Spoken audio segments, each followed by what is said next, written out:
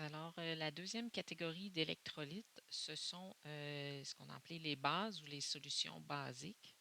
Donc, on se rappelle que le terme alcaline, donc solution alcaline, ou les alcalins, par exemple, au lieu de les bases.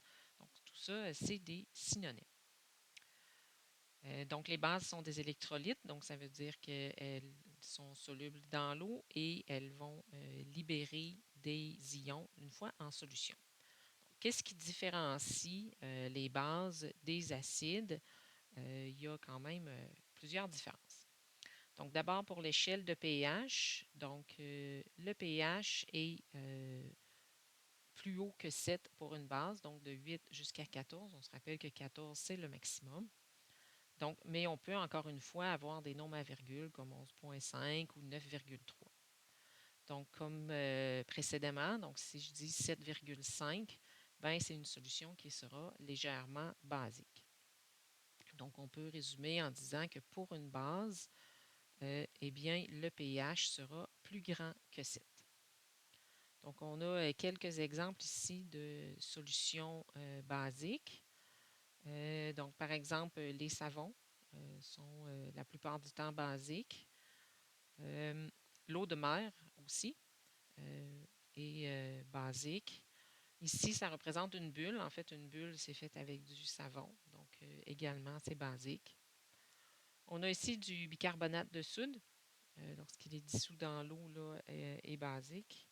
Et finalement, les produits nettoyants. Donc, la majorité des produits nettoyants, là, que ce soit le savon pour vaisselle ou des choses plus fortes, sont des bases, même parfois des bases très, très fortes. Donc, préférable de porter des gants là, parce que, contrairement à ce qu'on pourrait penser, bien, les bases sont tout aussi brûlantes, parfois même plus donc, que les acides. Donc, il faut quand même être prudent avec ce qui est très basique. Donc, pH plus haut que 7 pour les bases. Ensuite, au niveau de la composition chimique. Donc, pour ce qui est de la composition chimique, on va avoir des différences, là, évidemment, par rapport à l'acide. Donc, comme c'est un électrolyte, bien, effectivement, il va libérer des ions dans l'eau. Donc, par exemple, ici, on a pris le NaOH. Le NaOH là, va se séparer en ions positifs et négatifs dans l'eau. Et dans le fond, l'ion positif bien, provient du sodium, donc qui est dans la famille 1. Donc, on se rappelle que dans la famille 1, les ions formés sont plus 1. Donc, une fois qu'on le met dans l'eau, donc on écrit ici qu'on le dissout dans l'eau, on va avoir l'apparition de Na+.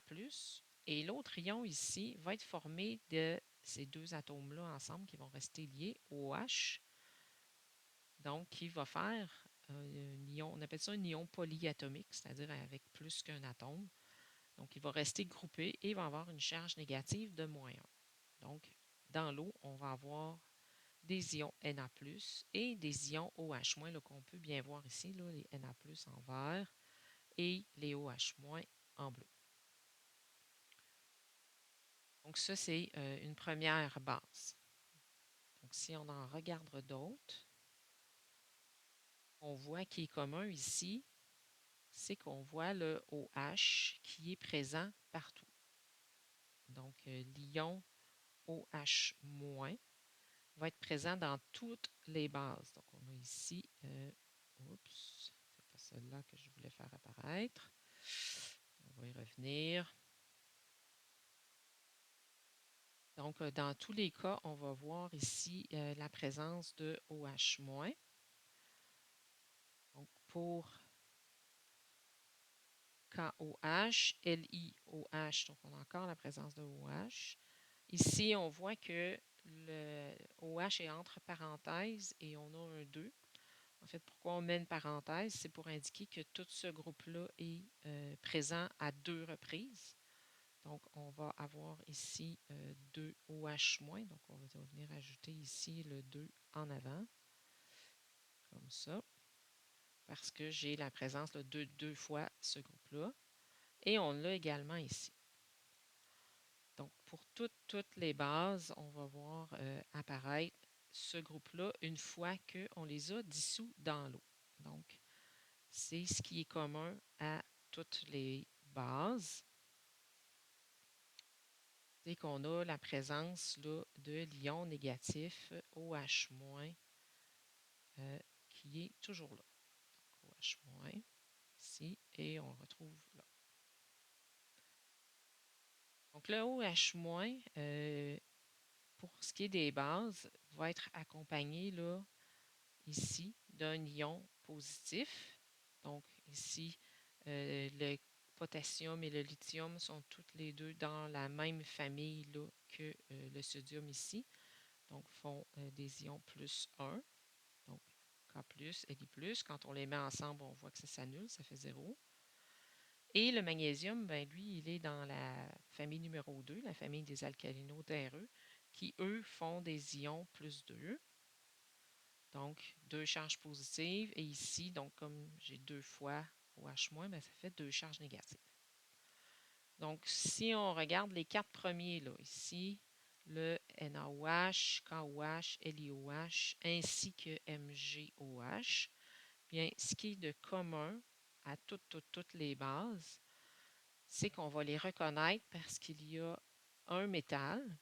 Donc, on se rappelle un métal situé à gauche de l'escalier dans le tableau périodique, qui est relié au groupe OH. Donc, dans tous les cas, potassium, lithium, magnésium, puis le sodium aussi, ce sont tous des métaux et ils sont regroupés avec OH là, qui est situé à la fin. Il y a une seule exception que je vous demande de connaître où ce n'est pas métal OH, c'est la dernière ici, où on a NH4OH. Donc, c'est la seule exception où on n'aura pas là, un métal avec OH. Donc, ça va être ici NH4 à gauche. Donc, quand même avec une charge positive là, pour venir être égal à 0 quand je les mets ensemble. Donc, NH4OH est une base, même si ce n'est pas métal OH.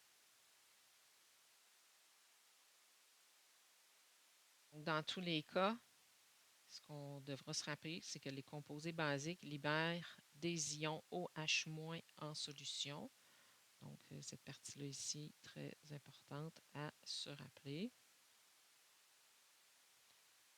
Donc, libère des ions, c'est certain parce que c'est un électrolyte, et il y aura la présence de l'ion OH- une fois dissous dans l'eau.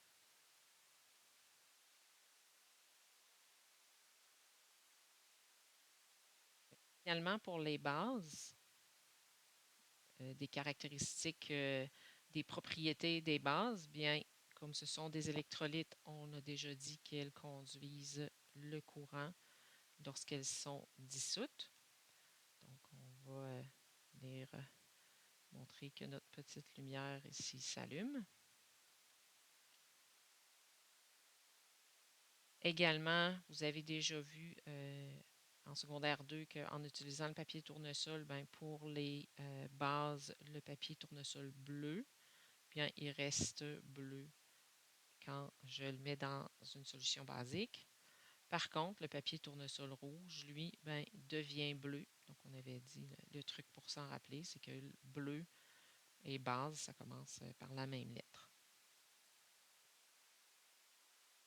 Donc, ça résume là, l'ensemble des propriétés des bases et aussi là, comment on fait pour les reconnaître quand on a leur formule moléculaire.